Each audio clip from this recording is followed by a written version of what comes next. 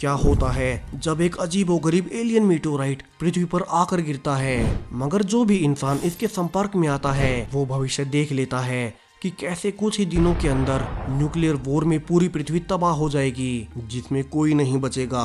अब क्या वे इस एलियन मीटोराइट की मदद से उस भविष्य को बदल पाएंगे या फिर न्यूक्लियर वॉर से बच पाएंगे? चलिए शुरू से जानते हैं। कहानी की शुरुआत कई सारे अमेरिकन एजेंट से होती है, जिन्हें की एक बूढ़ी औरत ने फोन करके बुलाया है। यहाँ वो उन्हें अपने बूढ़े पति से मिलवाती है, जो कि बार बार कुछ शब्दों को रिपीट किए जा रहे थे कि कुछ ही दिनों के अंदर ये पृथ्वी नष्ट हो जाएगी, जिसमें कोई नहीं बचेगा। एजेंट्स कहते हैं कि इन्हें कोई मेंटल प्रॉब्लम होगी, इसलिए ये ऐसा कह रहे हैं, तो वे उन्हें हॉस्पिटल में एडमिट करवा देंगे। मगर वो औरत बताती है कि बात कुछ और ही है। दरअसल कल रात एक अजीबोगरीब किस्म का मीटियोराइट उन्हें कुछ दूरी पर गिरा मिला था और उसके पति उस मीटियोराइट के पास चले गए और उसे छू लिया।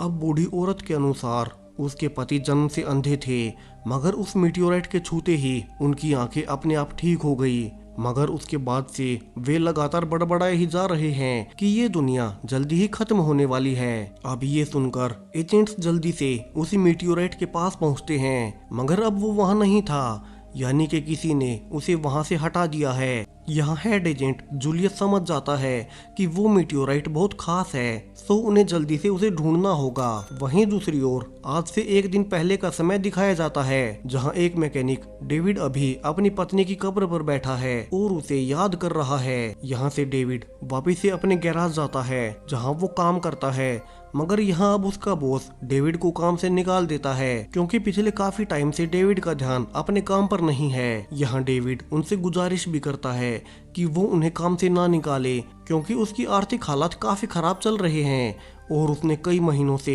अपनी बेटी की कॉलेज फीस भी नहीं दी है, तो उसे इस काम की बहुत जरूरत है। मगर गैराज मालिक अब अपना फैसला बना चुका था, तो बड़े भारी मन से डेविड वापस जाने लगता है। वहीं जाते हुए डेविड को जैक नाम का एक एक्स आर्मी सोल्जर भी मिलता है, जो कि काम की तलाश में इसी गैराज में आया था। तो डेविड उसे बेस्ट ऑफ लक बोलकर वहां से चला जाता है। अब शाम हो चुकी थी, जहां जैक एक बार में था। वहीं डेविड भी इसी बार में ड्रिंक कर रहा था। तभी टीवी पर वॉर से जुड़ी हुई कुछ खबरें दिखाई जाने लगती हैं, जिन्हें देख एक आदमी आर्मी के बारे में आकर अनाप शनाप बोलने लगता है।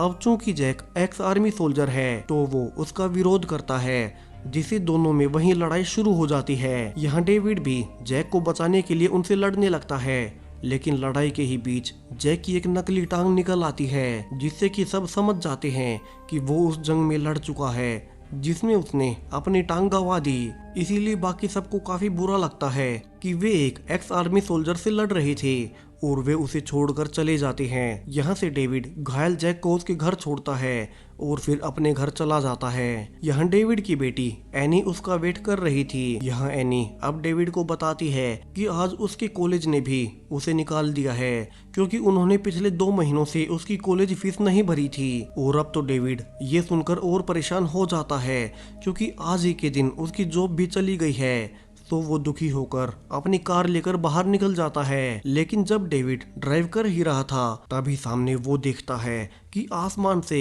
एक चमकदार रोशनी के बीच एक मीटियोराइट नीचे आकर गिरता है, जिससे अब डेविड की भी गाड़ी पलट जाती है। घायल डेविड किसी तरह से अपनी गाड़ी से निकलता है और आगे बढ़ने लगता है, जहां उसे सामने ही कुछ ऐसा दिखाई देता है जो कि काफी वियर्ड था।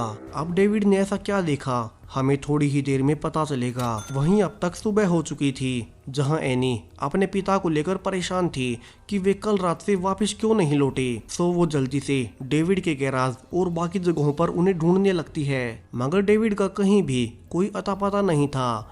तो अब वापस आते हुए एनी को डेविड की कार रास्ते में रोड के साइड पर पलटी हुई मिलती है। एनी भागकर कार चेक करने लगती है, मगर वहां भी डेविड नहीं था।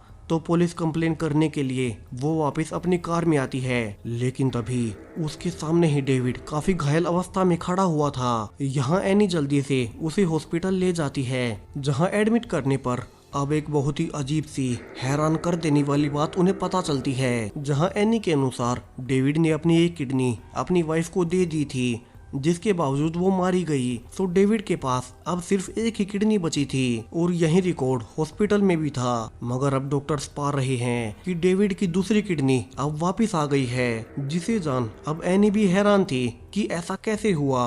अब एनी डेविड को घर ले जाती है, जहां डेविड अब अकेला बैठा हुआ था और वो उसी रात को याद करने लगता है जहां कार क्रैश के बाद डेविड को सामने ही वहीं एलियन मीटेओराइट दिखाई दिया था। डेविड घायल अवस्था में उसके पास गया और बेहोश हो गया, लेकिन तभी उसी एलियन मीटेओराइट से कुछ टेंटिकल्स निकले और डेविड की वेंट्स में घुस गई। अब रात को ही डेविड को भविष्य की एक झलक मिलती है, जहां जल्दी ही सिर्फ कुछ ही दिनों के अंदर न्यूक्लियर वॉर शुरू होने वाली है, जिसमें सब कुछ नष्ट हो जाएगा। तो उसे जल्दी से खुद को और अपनी बेटी को बचाने के लिए कुछ करना होगा। अब कहानी के शुरू में उस बूढ़े आदमी ने भी यही विजन्स देखे थे, क्योंकि पिछली रात उसने भी उसी मीटियोराइट को छू लिया था। अब अगले दिन सुबह होते ही डेविड उसी मीटियोराइट को घर लाने के लिए निकल पड़ता है, क्योंकि उसी की मदद से वो न्यूक्लियर वॉर से बचने का शेल्टर बना सकता है, जैसा कि उसने विजन्स में देखा है। अब डेविड रास्ते से जैक को भी मदद के लिए साथ ले चलता है, जहाँ मीटियोराइट को उठाते हुए जैक भी अब डेविड की तरह मीटियोराइट को छू लेता है। अब घर आकर डेविड उसी मीटियोराइट से वही बंकर बनाना शुरू करता है, जिसकी मदद से वे न्यूक्लियर वॉर से बच पाएंगे।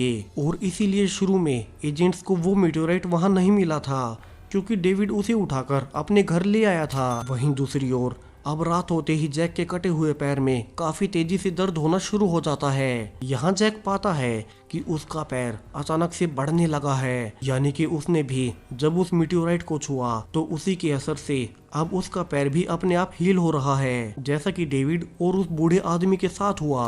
अब सुबह होते होते जैक का पैर और ज्यादा दर्द करने लगा था, तो जैक डेविड के घर उसके पास चला जाता है, जहाँ डेविड अभी भी मीटियोराइट से वहीं बंकर बनाने की कोशिश कर रहा था। जैक पूछने लगता है कि ये ऑब्जेक्ट क्या है और उसका पैर अपने आप ग्रो क्यों हो रहा है। अब डेविड जल्दी से जैक की मदद करता है, जहां अब तक एनी भी वहां आ गई थी। डेविड जल्दी से दोनों को इस मीटियोराइट के बारे में बताता है कि ये किसी एलियन प्लेनेट से आया है, जो कि किसी को भी हिल कर सकता है, और तो और ये भविष्य की जानकारी भी हमें दे देता है। अब डेविड जैक को फिर से उसी ऑब्जेक्ट के पास ले जाता है, जिसे तो अब उसका पैर और तेजी से ठीक होने लगता है। अब जैक का पैर ठीक होने के बाद डेविड उन्हें अपनी लैब ले जाता है, जहां वो एक ऐसा डिवाइस बनाने पर काम कर रहा है जिसमें रहकर वे न्यूक्लियर वॉर के दौरान सेफ रहेंगे। मगर इसके लिए उन्हें काफी सारे महंगे मटेरियल चाहिए और उनके लिए किसी के भी पास पैसे नहीं हैं। अब डेविड पास की ही एक जंक यार्ड में जाता है, जहां से उसे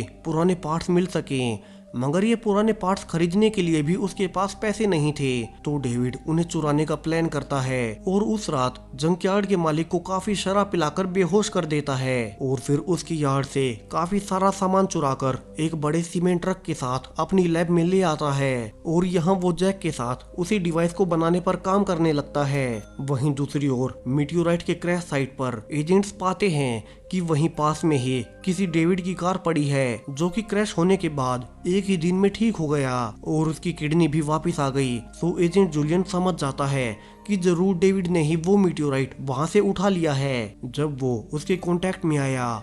यहाँ से वे जल्दी से डेविड के घर पहुँचते हैं, जहाँ एनी उन्हें बाहर ही मिल जाती है, जो कि कुछ पुराने कपड़ों को आग लगाने ही वाली थी। एनी यहाँ एजेंट्स को अंदर लाती है, जहाँ डेविड भी था। अब मीटियोराइट के बारे में पूछने पर डेविड उन्हें सीधा सीधा मना कर देता है कि उसने किसी भी एलियन मीटियोराइट को नहीं देखा है। अब एजेंट्स कहते हैं कि उस मीटियोराइट के पास जाने से एक बूढ़े आदमी की आंखें ठीक हो गई और हॉस्पिटल से उन्हें पता चला है कि डेविड की भी एक किडनी वापस आ गई है, यानी कि वो उस मीटियोराइट के पास गया तो था। अब डेविड बात संभालने की कोशिश करता है और कहता है कि चूंकि वो घायल था तो शायद वो उस मीटियोराइट के पास गिरा होगा, मगर जब उसे होश आया तब वो मीटियोराइट उसके पास नहीं था। अब एजेंट्स डेविड का घर और उसका गैराज भी चेक करते हैं, मगर वहाँ उन्हें कुछ नहीं मिलता, क्योंकि डेविड ने पहले ही उसे अपनी लैब में शिफ्ट कर दिया था, जो कि यहाँ से थोड़ी ही दूरी पर है। अब अगले कुछ दिनों तक एजेंट्स डेविड का पीछा करते रहते हैं, क्योंकि उन्हें उस पर शक था और डेविड को भी ये पता था, सो वो कई दिनों तक अपनी लैब जाता ही नहीं। अब एक दिन एनी कहती है कि उन्हें वो मीटियोराइट्स एजेंट्स को दे देना चाहिए, वे भला कब तक उसे छुपाए रखेंगे। मगर डेविड कहता है कि जल्दी ही कुछ ही दिनों के अंदर न्यूक्लियर वॉर होने वाली है और उससे बचने के लिए उन्हें उस मीटियोराइट की जरूरत पड़ेगी। लेकिन अगले ही दिन अब एजेंट्स जैक को एनी के साथ अरेस्ट कर लेते हैं, क्योंकि उन्हें पता चला था कि जैक का भी एक पैर फिर से ठीक हो गया है और इसके अलावा वो डेविड की बेटी के साथ था। यहाँ से वे दोनों से पूछने लगते हैं कि डेविड ने उस मीटियोराइट को कहाँ छुपाया है। वहीं दूसरी ओर उसी जंकयार्ड के ओनर को पता चल गया था कि उसके बेहोश होने के बाद डेविड ने उसके यार्ड से कई चीजें चुरा ली हैं। तो वो सीसीटीवी फुटेज से पता कर लेता है कि डेविड उन्हें अपनी लैब में ले गया है। अब वो जल्दी से डेविड की लैब पहुंचता है, जहां वो पाता है कि उसके यहाँ से चुराए गए सामान से डेविड ने एक बहुत बड़ा डिवाइस बना लिया है। सो वो जल्दी से पुलिस को कॉल करने लगता है